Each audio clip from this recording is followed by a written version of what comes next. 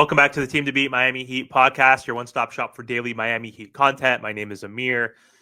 Doing a post-game show. The Miami Heat just lost to the Detroit Pistons 123 to 121 in overtime.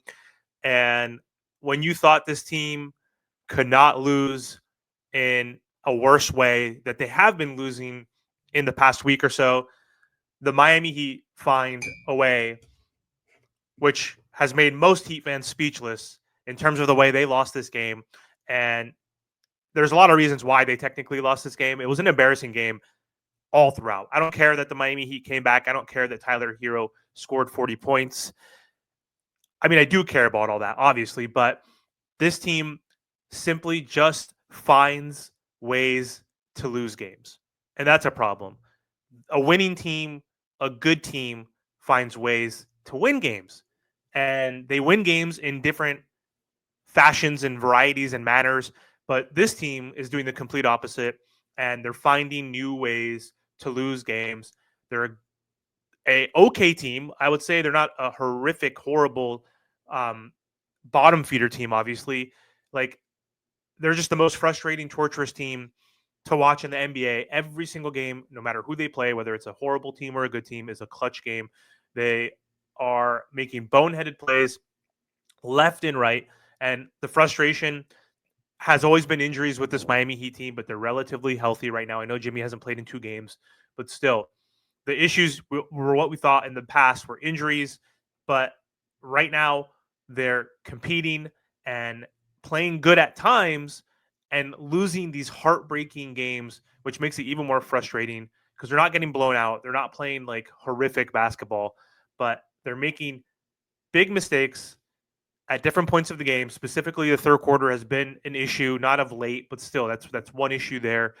Scoring has always been an issue. They're 20th in the league in points per game, still not good enough. Bottom 10 in the league. They have issues rebounding. That's improved since last season. That's still an issue. They're like 18th in the NBA, which is not great. Free throws, that's a whole new story. They used to be a top free throw shooting team. They're like 28th in the league right now, which is just not good enough at this point, and it's not going to help you win these close games. If you want to win close games and be in clutch games, you need to be able to make the easy free throws, and they're not doing that right now. But story of this game, outside of Tyler Herro hitting 40 points, which I do want to discuss. I mentioned that doesn't matter, but it does matter. He's been playing amazing. He's been playing like an all-star. He's been carrying this team offensively. He's the only consistent person on this team. The biggest issues with Tyler Herro in the past, inconsistencies and availability. Well, he's healthy right now. He's played all 10 games, and he's been consistent in this sample size. That sample size is growing and growing, and it's beautiful to see. He's our third best player, right? He's our third best player on this team in this Jimmy build. Right now, he's playing like the best player on this team, especially offensively, right? But in general, overall, he's making winning plays, impacting this team. He just has no help. Bam is not playing good enough. He had a good game last night. That's fine, but he still needs to be stepping up even further like Tyler is doing with this opportunity, with Jimmy out. You need to carry that torch. You're the max player. Tyler's not the max player. Well, I guess he had some sort of max extension, but he is not part of that super max club. It's Jimmy and Bam are the top 2 players. They should be the 2 best players. Overall, Tyler should still be the 3rd best player, but his elevation as that 3rd player on this team would have been amazing to see if Bam kept getting better or staying the same as what he did last year. Right now, he's like averaging 15 points per game, which is not cutting it. Shooting horrifically from the field, especially in 3 of the last 5 games. The last 2 games, he's been playing a little bit better. He had 16 points and 20 points the last 2 games. So, Bam, that's fine, but still not doing enough at this point. But either way, with this game specifically, I haven't gotten to the point yet, but the reason why they lost this game is because of Erik Spoelstra, the supposed best coach in the NBA, consensus top coach in the NBA from other players and from analysts and even through GMs have always voted him as one of the best coaches in the NBA. And he's been in the NBA for 17 years now, coaching in the league for like 30-something years. Coming from the video room and being an assistant coach before a head coach, but 17 years as a head coach, championship coach, and doesn't understand the situation where they have no timeouts left. At the end of the game, they used their last timeout before Tyler Herro hit what was going to be the go-ahead game-winning shot to seal off the best game of his NBA career, 40-point game, which was ruined because not just Spo, obviously, but the defense. Like, obviously, having Terry Rozier out there, not getting Khalil Ware in there for some reason, and just allowing them to get that playoff at the end of the game with taking off like no time off the clock with that alley oop to Duran. That's just that's just horrible. And I mean, Spo was pissed. You could see he was so mad, so angered that he forgot what was going on, and his coaching staff is to blame too because they should have made him aware like that. Hey, if they do score on this play. Quickly, which you don't expect them to score that quickly. Tyler Herro scored with 1.8 left. Like, I don't think Spo is going to expect them to hit a shot, tie the game, or go ahead by one and have time left on the clock. So maybe that's the thing right there. But either way, Spo was so mad about the play and the lapse on defense that he had that huge mental lapse and called a timeout. And we all know what happened. Detroit got a technical. They win the game because of that, but that's just unacceptable. Like, you need to know the circumstances. I know he's human. Everybody makes mistakes. He was angry and all that stuff, but like, you still need to know that you have no timeouts left.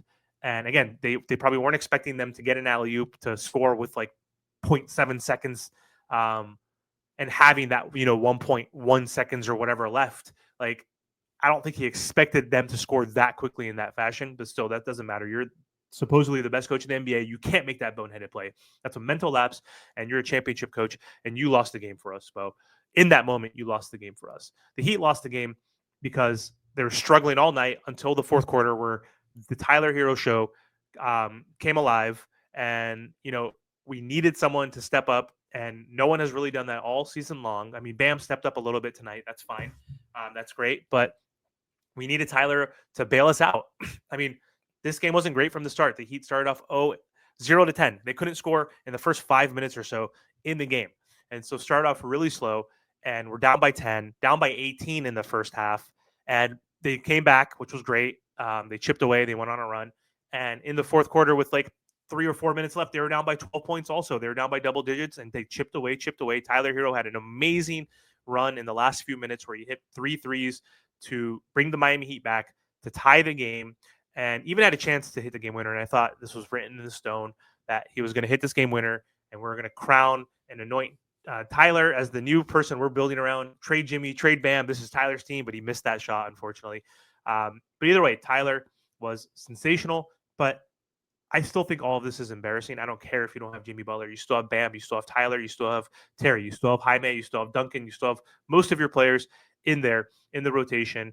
And it's the Detroit Pistons. And I don't care what the record says. They're still a young, up-and-coming team that's not good in general. And it's embarrassing that you were getting blown out. Even if it's on the road, it doesn't matter because the Miami Heat are a better road team than a home team. The Miami Heat are 1-3 at home. They can't win at home, or whatever it is, 2-4 at home. They have a losing record at home. They have a winning record on the road. So I don't care about that excuse, but you shouldn't be down against this Pistons team. I don't care if it's the freaking in-season tournament game. Like, who cares? The only thing that reminded me of that it was an in-season tournament was that blue horrendous court that was giving me a headache watching on TV. But you just can't play this poorly against the Pistons. And part of that was Bam, slow start, wasn't really shooting. I don't think he took even a single field goal attempt in the first quarter. Unacceptable. No Jimmy Butler. And Terry Rozier is just continuing to play horrible. 3 for 14 from the field. Not enough. 7 points. Jimmy Butler's out. You're supposed to be our top scorer, top acquisition. We give you a first-round pick.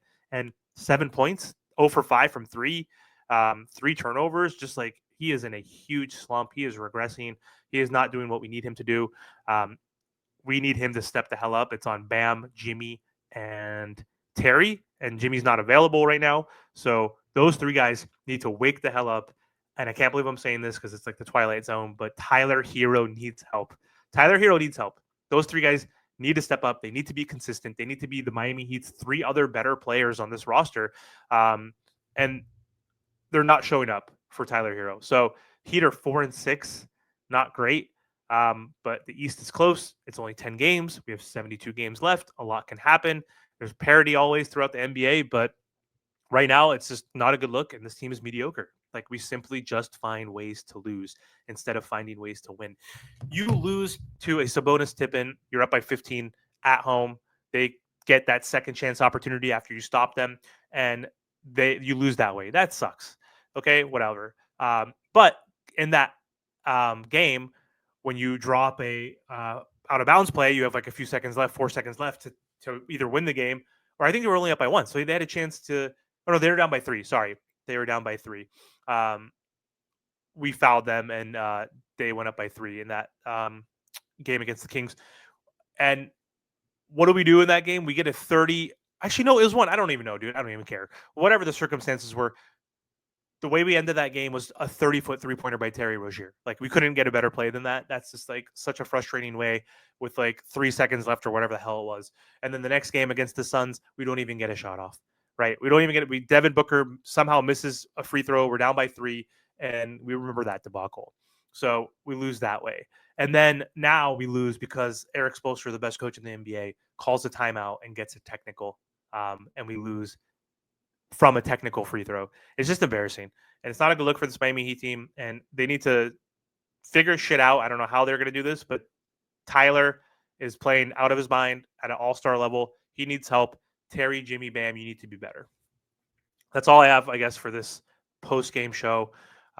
Miami Heat are going to be playing, I believe, the Pacers now in a back-to-back. The Miami Heat are now 1-3 on this road trip, on the 6-game road trip. So not a good start.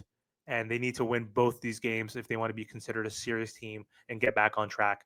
Anyway, that's all I have for today's video. Don't forget to like, comment, share, and subscribe.